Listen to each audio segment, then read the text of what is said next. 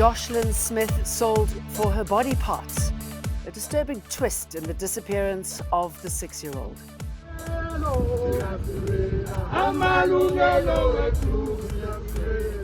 Taking their anger over Ghana's barbaric anti-gay laws to the streets of South Africa.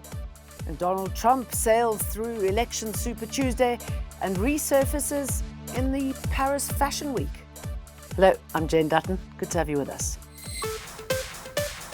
This is Eyewitness News. Police are looking into child trafficking in the case of 6-year-old Joshlin Smith. The questioning will now lead us to where, if whatever leads that we found, we'll follow those leads.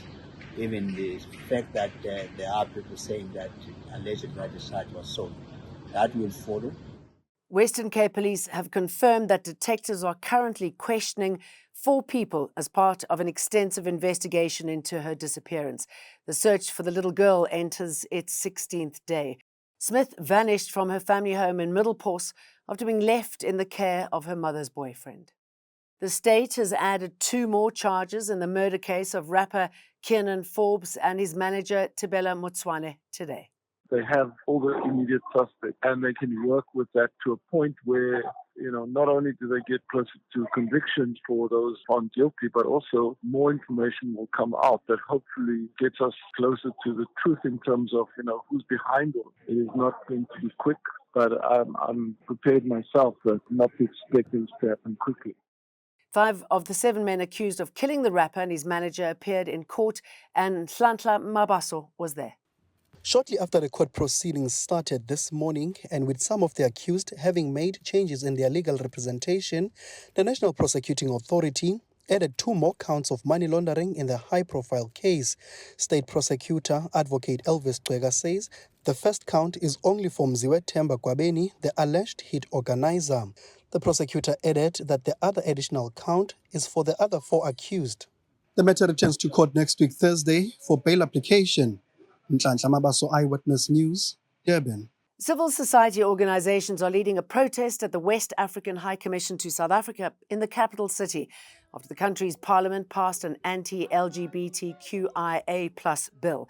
If signed into law, the bill would see queer people being jailed for at least 3 years, while a 5-year sentence would be imposed against initiatives supporting the LGBTQIA+ community. This comes a few months after Ugandan President Yoweri Museveni signed a similar bill into law criminalizing same-sex relationships.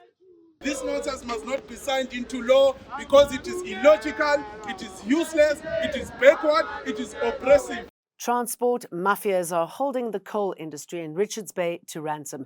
These syndicates are believed to be responsible for sabotaging rail lines and a string of murders. The killings of high-profile industry members such as Foscor's Sifiso Ngube and RBM's Nikos Swart are believed to be linked to the mafia. The sabotage of the rail lines forced a switch from rail transport to coal trucks, of which about 1,000 enter Richards Bay every day. We know that some exporters are avoiding South Africa due to these infrastructure challenges.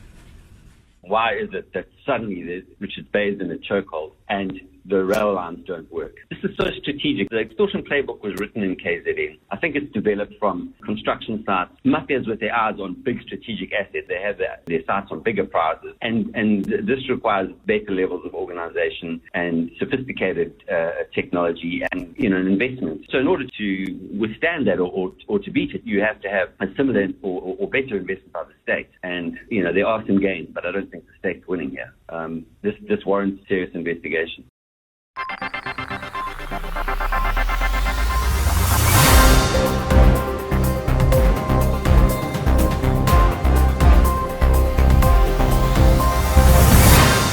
Here's everything you need to know about the UDM fighting to stay, quote, relevant in these elections. Bantu Holomisa launched the UDM's manifesto offering in Midrand, not the Eastern Cape, where he's got support, in Midrand over the weekend. My key takeaways, Eskom.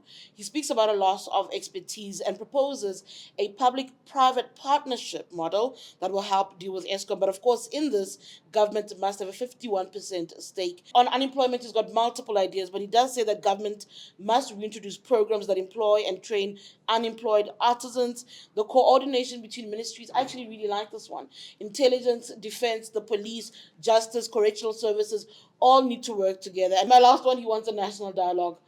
Who does not know that Bantu Olumisa wants a Codeso too in this country? I mean, he's been speaking about it, says that we need to kind of go back. The conversations that happened 30 years ago were simply not enough because we're still dealing with issues of land and economy and.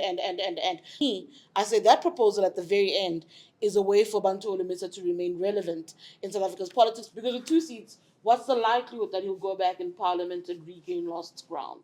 That I'm proud to be an American. Stronger than he's ever been. Former US President Donald Trump has cruised through Super Tuesday, the biggest day in the 2024 US election calendar, effectively pushing his Republican competitor, Nikki Haley, out of the race. Now, it seems incumbent Joe Biden and Donald Trump will be competing for the top job again, with polls consistently showing Trump beating Biden.